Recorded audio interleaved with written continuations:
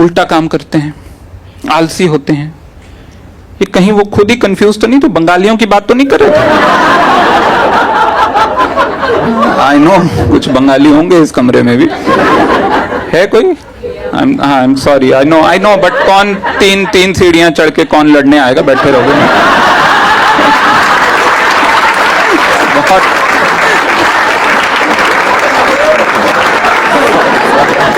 But I know, I mean बहुत गुस्सा आएगा तो रात में एक कविता लिख लीजिएगा।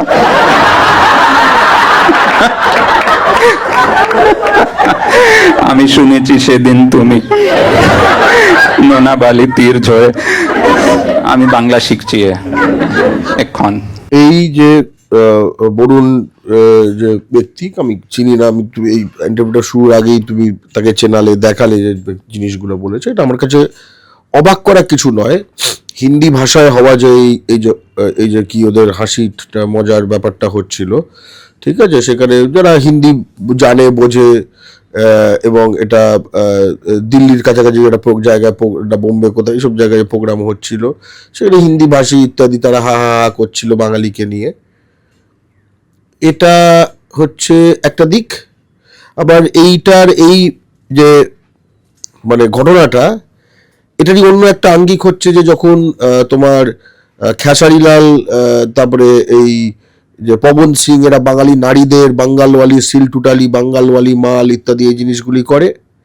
আবার এরই একটা অন্য দিক হচ্ছে যে যখন বাংলা ভাষায় কথা বলে তখন শ্রমজীবী বাঙালিকে পিটিয়ে পিটিয়ে মারা হয় এদের সব রাজ্যগুলোতে, ইউপিতে, বিহারে, উড়িষ্যায়, রাজস্থানে।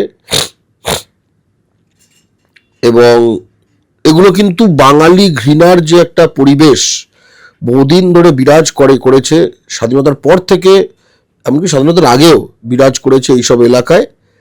এখন হিন্দি সাম্রাজ্যবাদী বিজেপির উৎসাহে এই জিনিসগুলো একটা অন্যরকম রূপ নিচ্ছে, যেখানে ব্যাপারটা একদম আগে যেরকম নিজেদের মধ্যে কাজে কর্মে ঠাড়ে ঠোড়ে এই জিনিসটা প্রকাশ হতো, এখন খোলাখুলি এটা নিয়ে হাসি ঠাট্টা করা হচ্ছে। তোমরা হয়তো জানো কি জানো না, যখন ইহুদিদের আস্তে আস্তে গণহত্যার দিকে ঠেলে দেওয়া হচ্ছিল নাৎসি জার্মানিতে, তখন কিন্তু এই নাৎসি জার্মানিতে এরকম ধরো এই সং, জোকার, কমেডি, এই টাইপের নাৎসি কমেডিয়ান হতো। তারা ইহুদিদের নিয়ে এরকম ব্যঙ্গ করতো, সেখানে জার্মান যারা নাৎসি সমর্থক তারা তালি টালি তো হাসতো। তুমি যে ক্লিপটা দেখালে আমি মোটামুটি এই চিত্রটা দেখতে পাচ্ছিলাম। এরা হিন্দুস্তানিদের নিয়ে কিছু বলে, আর ওরা বলুক না বলুক, আমরা তো ধরো বাংলায়, এই বাংলা ভাষায় ভানু বন্দ্যোপাধ্যায় থেকে শুরু করে আমরা তার ক্যাসেট দেখেছি। তারপরে বাংলার ঘরে ঘরে বাংলা ভাষায় উত্তম হাসি, ঠিক আছে, ওনার যে মানে অক্ষয় যে কীর্তি, যেগুলো বাঙালিকে হাসানোর, সেগুলো আমরা দেখেছি। এখনো আমরা দীপ্তাংশু ইত্যাদি তারাও যে চেষ্টা করে, সেগুলো আমরা দেখি।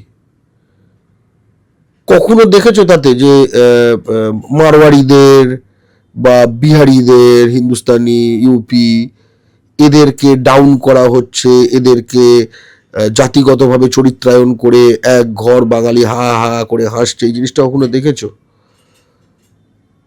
মানে কখনো তো দেখোনি।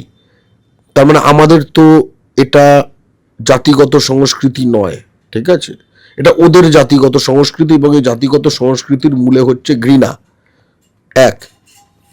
দ্বিতীয় কথাটা হচ্ছে যে তুমি প্রথমে যখন এটা আমাকে যখন প্রশ্নটা করার আগে একটা, যে বাঙালি এই করেছে তাই করেছে, ঠিক আছে, তা সত্ত্বেও মানে মানে আমি তো মানে কি বলবো, চরণতলে সব সঁপে দিয়েছি, তবুও কেন আমায় লাথি মারো, এই টাইপের একখানে কেন এই মানসিকতা? আজকে যাদেরকে গালাগাল করা হয় না বাঙালির দ্বারা বা ইত্যাদি, এই যে কোনো স্ট্যান্ড আপ কমেডি করে, সেই মারুয়ারা কখনো কোনো জাস্টিফিকেশন দেয়? এই বরুণ, হিন্দিভাষী বরুণ, এই জাস্টিফিকেশন দেয় ভারতের জন্য কি করেছে কি না করেছে? আসলে আমাদের বুঝতে হবে যে আমাদের বাঙালির রক্তে স্বাধীন ভারতে আমাদের বাঙালি স্বাধীনতার সংগ্রামে যে প্রাণ দিয়েছেন, যে কথা তুমি বললে, হ্যাঁ, কিন্তু এসব করে তারা প্রতারিত হয়েছেন। আমরা প্রতারিত হয়েছি, আমরা এদের খপ্পরে পড়েছি।